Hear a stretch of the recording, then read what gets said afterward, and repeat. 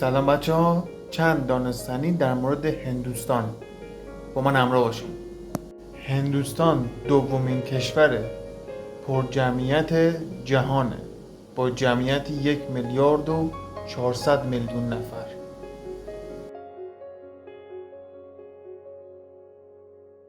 زبان رسمی هند هندیه، ولی 22 تا زبان رسمی دیگه هم دارن و 1600 تا زبان محلی هم دارن. هند 300,000 تا مسجد داره و نزدیک 2,000,000 معبد داره.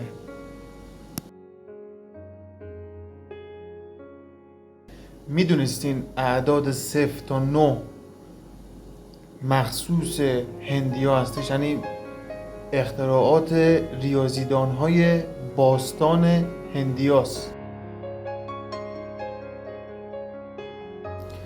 هند بیش از 1600 نوع غذای رسمی دارد. رسمی 1600 تا. هند بزرگترین صادر کننده ادویه تو جهانه. یعنی واقعا نمیدونم چی بگم. بیش از 300 نوع نون دارن. جراحی پلاستیک اولین بار توی هندوستان انجام شد.